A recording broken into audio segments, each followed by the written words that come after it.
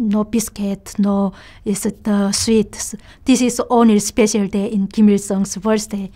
They give to us gift 1 kilograms biscuit and sweet. So that is special for us.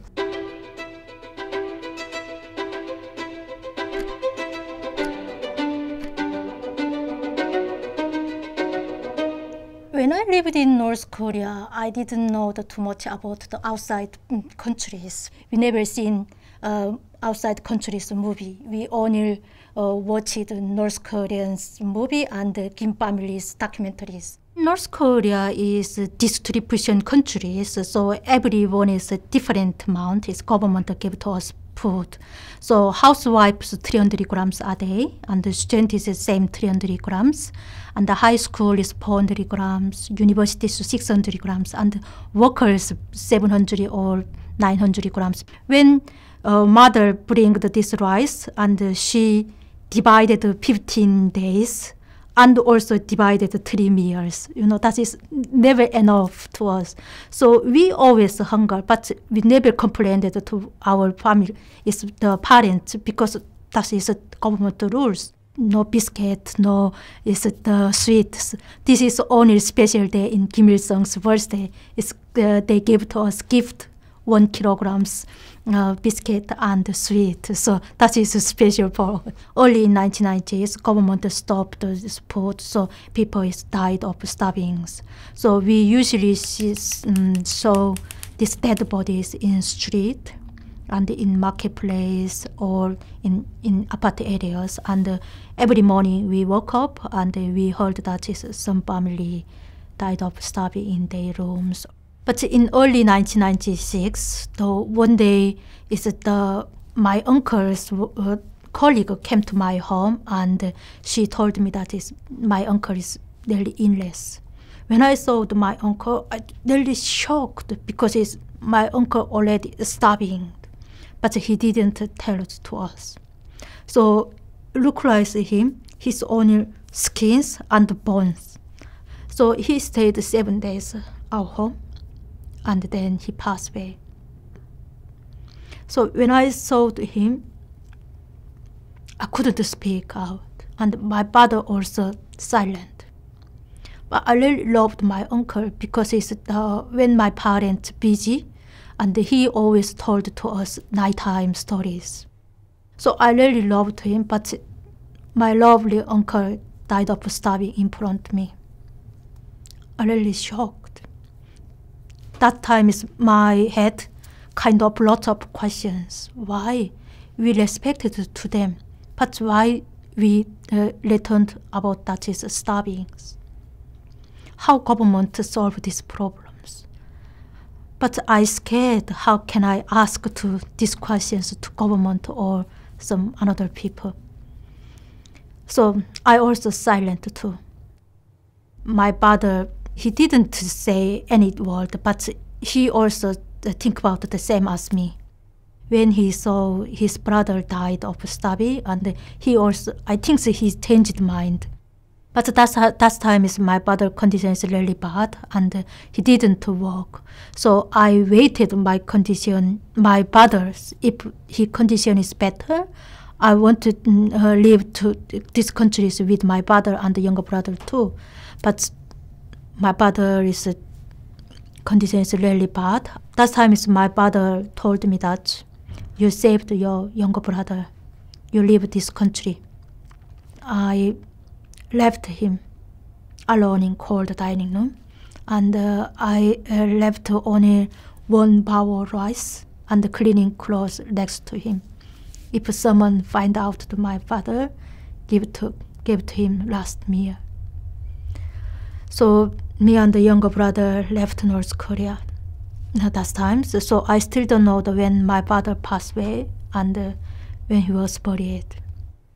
Me and my younger brother met near the Chinese border, and we crossed the border is at midnight, 2 a.m. From North Korea to the China, that is between, the river is only 25 meters, not too high. So it's frozen, so me and the younger brother just run. So we is halfway, then we heard that somebody just shouted to us, "Stop, stop!" and they gunfire to us, but we already closed border. So we knocked to house, and this is the Korean Chinese. So he gave to us it's nice meals. It's white rice and also boiled eggs. I'm really surprised because I thought that China is really poor country. He told me that is not a safe place because it's night time, it's already gunfire in North Korea side. So in the morning, maybe Chinese authorities searched this in place. So you are not saved this place. And after he told me that if you saved your younger brother, you have to marry Chinese man. It's usually in China, they both North Korean females, they look like to us sex slavery and workers. He said that if you not married a Chinese man, we contacted to police and you sent back to North Korea. My brother told me that, "Sister, you have to go. I survive myself in here. Don't worry." So my brother didn't survive in China. He sent back to North Korea. So now it's almost 20 years. It's 20 years. So I still don't know his survival or die. And where is him? But I never give up. I still wait my younger brother. So what was your life like with the Chinese farmer who bought you? His mother told me that I borrow lots of money and bought you. So you can work outside and pay this money. I didn't understand. 4:30 a.m. I woke up and then work until the dark days. And she gave me only rice and kimchi. That life was really, I really hated me. You know, that is slavery life again in North Korea. It's in China. So sometimes I thought about I wanted to suicide because I didn't save my younger brother. I lost all families. But one day I found out I was pregnant. Nobody helped my delivering child. Yes, so 12 hours I pained and then I birthed my child. But I'm really happy. He's my family. So when my child 100 days, is a Chinese man really drunk, and he came home, and he told me that I wanted to salt my child. I just stand up and I holding the knife. If you touched my son, I kill you. He's my family. He's given me dreams, and he's given me some hopes. 5 years I stayed in China, and that time I moved many areas because I can't stay in one area because they already know that, and that is really dangerous. So I moved many areas. It's midnight when I worked in market and I came to home. 10 Chinese authorities came to home. They're really big and fat guys came to my home, and they arrested me in front of my 5 years old child. My heart is just beat. And I know that if I arrested and sent back to North Korea, I just execute or prison camp. So they handcuffed me.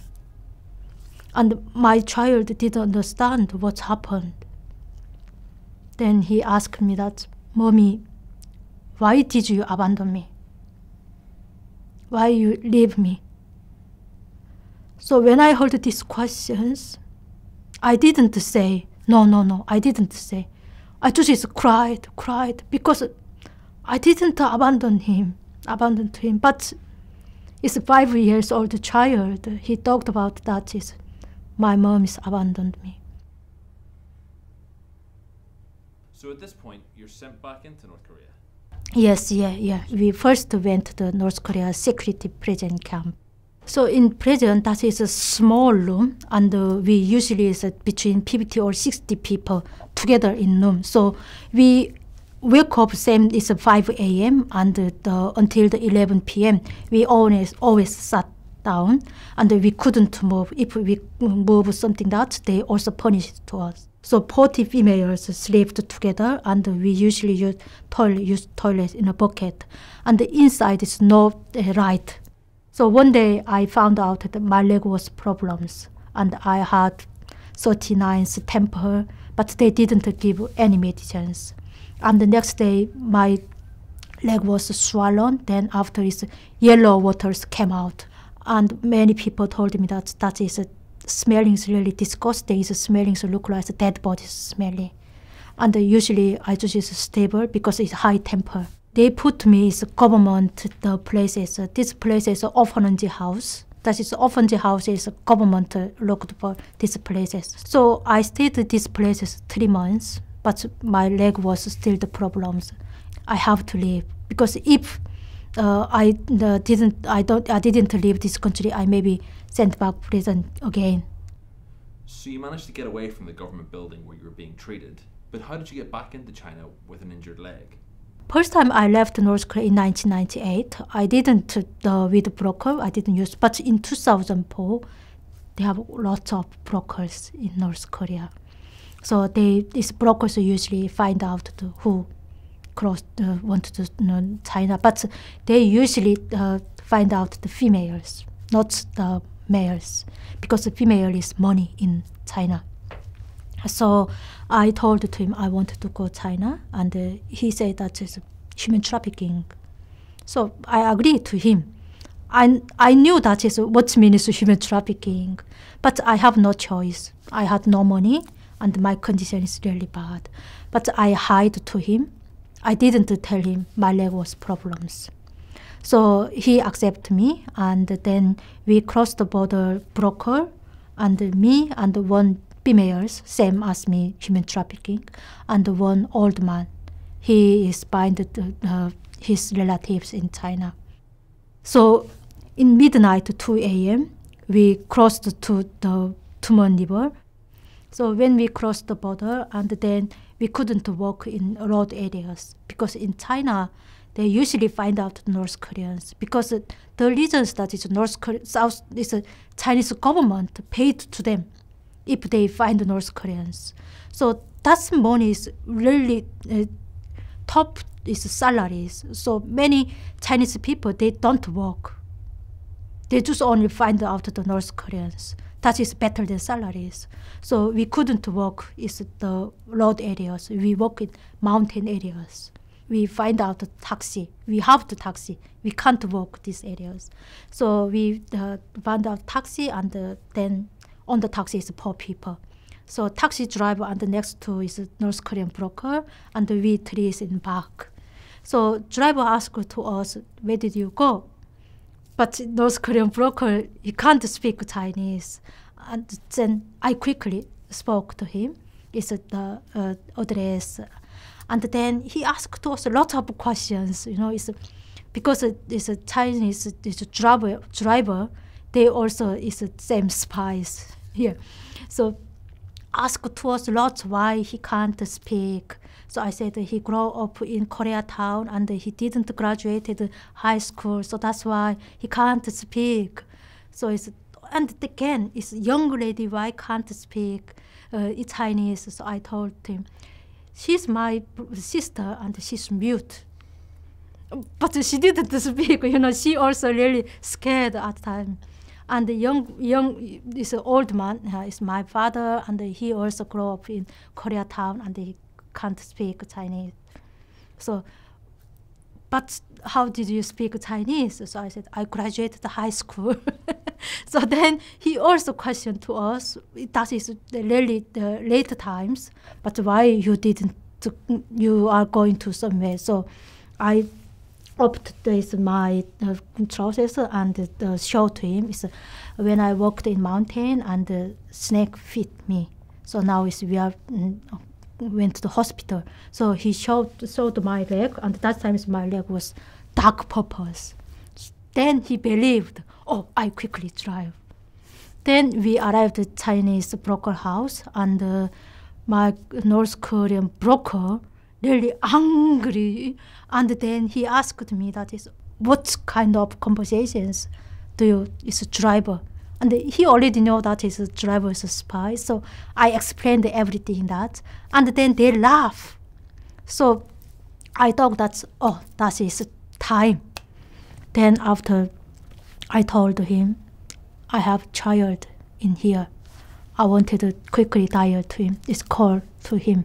So first day night, no, you promised to us human trafficking in China.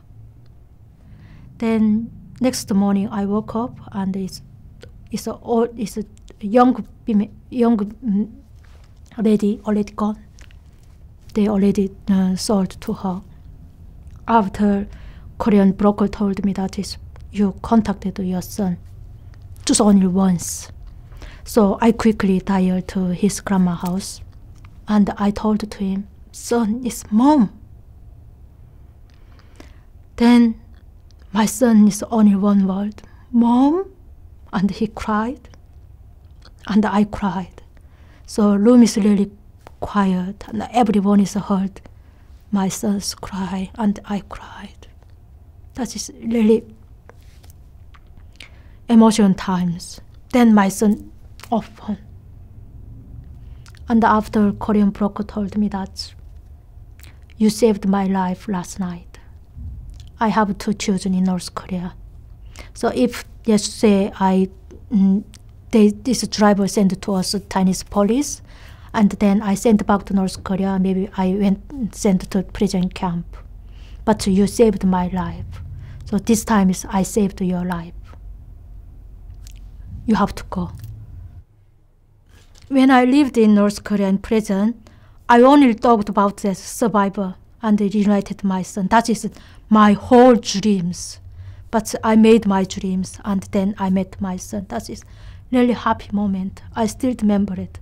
Those times. Yeah. I wanted to leave to China because I already knew that China is also dangerous countries too. 2007, I met American-Korean pastor in Beijing, and he sent to us United Nations, and the United Nations sent to us in United Kingdom. So now that you're reunited with your son, did you move to the UK together? Yes, yeah, with me. And did you have any expectations of the United Kingdom before you came? I know England is the histories. There is man is always wearing the hat, and the woman is wearing the dresses. So that is think about that is romantic and maybe different world. I thought that is England only white people live in England, but in airport totally different faces. Asians, Africans, white people. I really shocked that. It first shocked me. And the second shocked me is newspaper. In North Korea, newspaper is really important. And that's also politics means. But in England, lots of newspapers in street, and the people read newspaper, then they put to bin. And then top something is Queen's pictures or is Prime Minister pictures, but never cared. So this is, oh my God, these people maybe have to go prison, something that. That is, yeah, that is the first reaction. So what's your life like now? Oh, that is a new chapter in here. So I'm really happy every day with families. My children always smile, and it's happy moment is we have got dinner times. Children go to school and come back home. They talked about the school life and they planned something that we always smile. That is really big happy moment. Because in North Korea, we are family, but we didn't know that is what means family and what means happy. So that is really thankful to UK people to accept to us in here. So now I am new life. When you look back at North Korea, what do you think about it now? I never think, but I only sad memories in North Korea. That is still the painful, because That is not a history, that is a real life.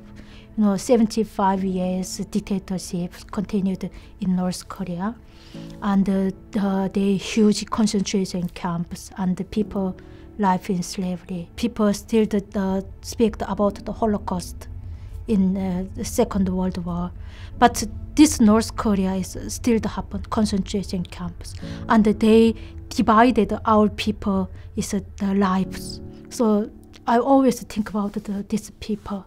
These people also, they had dreams.